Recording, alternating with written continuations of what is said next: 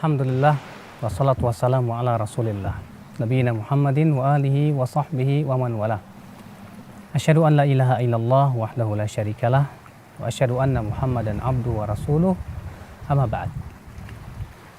Coba kalau kita lihat dunia itu indah ya, hijau, ranum, membuat kita ini tertipu dalam kehidupan dunia. Kita seringkali akal Islam terbuai oleh kesenangan hidup di dunia. Melihat pemandangan indah, kita lupa kepada penciptanya.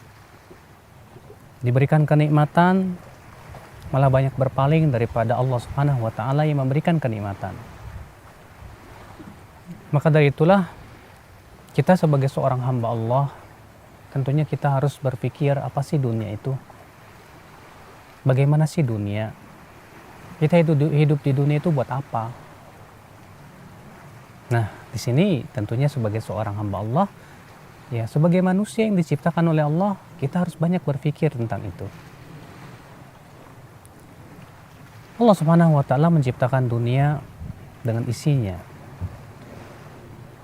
Di mana manusia Allah menciptakannya untuk memakmurkan kehidupan dunia, demi kemaslahatan yang ada dalam kehidupan dunia. Namun Allah Subhanahu wa Ta'ala mengingatkan dalam Al-Quran tentang hakikat dunia. Allah berfirman, "Wa mal hayatud dunya illa mata'ul ghurur." Tidaklah kehidupan dunia kecuali kesenangan yang menipu. Ya, memang sangat menipu.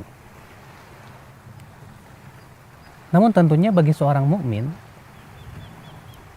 ketika ia melihat dunia ternyata kesenangan menipu, dunia fana. Bahkan Al-Quran dan hadis tidak pernah memuji dunia. Tak pernah sekalipun dalam Al-Quran Allah Subhanahu wa Ta'ala memuji dunia. Rasulullah SAW pun juga tak pernah memuji dunia. Allah berfirman dalam Al-Quran memberikan pemisalan tentang kehidupan dunia. Allah berfirman, "I'lamu annamal hayatud dunya la'ibu wa lahu wa zinatu wa tafakhurun bainakum wa takathurun fil amwali wal aulad kamathali ghaithin a'jabal kuffara nabatuh thumma yahiju fatarahu musfarra thumma yakunu hutama." Ketahuilah, kata Allah, kehidupan dunia itu hanyalah permainan dan senda gurau. Demikian pula perhiasan, berbangga-bangga dengan banyaknya harta, berlomba-lomba memperbanyak anak dan keturunan. Perumpamaannya, kata Allah, seperti air hujan yang turun. Lalu kemudian tanaman-tanaman itu membuat kagum para petani. Tapi kemudian tak lama tanaman itu menjadi kuning. Lalu kemudian tanaman itu menjadi hancur. Subhanallah, itulah dunia. Tak akan lama, fana. Kesenangan dalam kehidupan dunia tak lepas dari keletihan dan kelelahan. Orang untuk mendapatkan kesenangan dunia harus letih, banting tulang. Berbagai macam kesedihan terkadang harus dirasakan ketika seseorang mengejar kehidupan dunia. Ketika seseorang telah mendapatkan apa yang ia inginkan, meraih dunia dan kesenangan, ternyata juga menimbulkan kegelisahan dan ketakutan. Takut kehilangan apa yang ia dapatkan. Gelisah, ya bagaimana ia akan menjaga harta yang begitu banyak melimpah ruah. Itulah dunia. Maka seorang mukmin sadar bahwa dunia memang bukan tempatnya dia beristirahat, bukan. Tapi tempat bercocok tanam. Karena ia tahu bahwa setelah ia hidup di dunia, ia akan menuju sebuah kehidupan yang lebih panjang. Ya, maka dari itulah seorang mukmin ketika memandang dunia, ia melihat dunia. Kau sangat menipu dunia. Aku tidak ingin tertipu oleh dirimu. Ah, dunia, kesenanganmu membuat aku lalai untuk berzikir kepada Allah.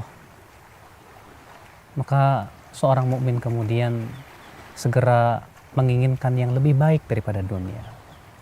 Ia pandang kehidupan akhirat. Ternyata ia lihat kehidupan akhirat panjang sekali, tak pernah ada henti-hentinya.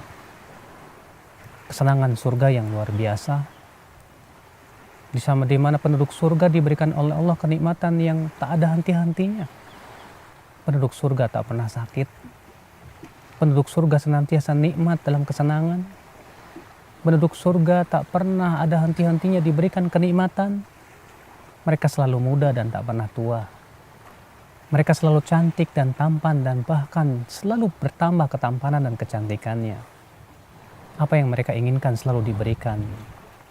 Ia kekal selama-lamanya. Seorang mukmin kemudian berpikir, buat apa ia mengejar dunia, kemudian ia menggadaikan akhirat? Buat apa ia mengejar sesuatu yang fana, kemudian ia merusak akhiratnya yang akan terus-menerus? Makanya sangat aneh sekali orang yang begitu mengejar dunia demi untuk mendapatkan sedikit daripada kehidupan dunia, akhirnya ia rusak kehidupan akhiratnya. Di mana akalnya? Seakan ia akan hidup di dunia selama-lamanya. Ya Rob, kita tentunya ya akhwat Islam azakumullah tidak boleh menjadi orang-orang yang merasa tentram dengan dunia. Allah berfirman, innal ladzina la yarjuna liqa'ana waradu bil hayatid dunya watma'annu biha. Sesungguhnya orang-orang yang tidak mengharapkan pertemuan dengan kami dan ridho dengan dunia dan merasa tentram dengan dunia, mereka itu orang-orang yang merugi, kata Allah. Ya, seorang mukmin tak akan pernah berhenti untuk terus mencari akhirat. Dunia ia jadikan sebagai wasilah menuju kehidupan akhirat. Kalau dahulu Imam Ahmad pernah ditanya, sampai kapan engkau akan terus menerus bersungguh-sungguh beribadah, hai Imam Ahmad? Kata Imam Ahmad, sampai kakiku aku letakkan dalam tanah surga. Masya Allah. Oleh karena itu ya akhi, mari kita berlomba kepada kebaikan. Jadikan dunia sebagai wasilah untuk mendapatkan akhirat. Rasulullah SAW pernah bersabda, ni'mal mal lil rajulis salih. Sebaik-baiknya harta apabila dimiliki oleh orang yang saleh.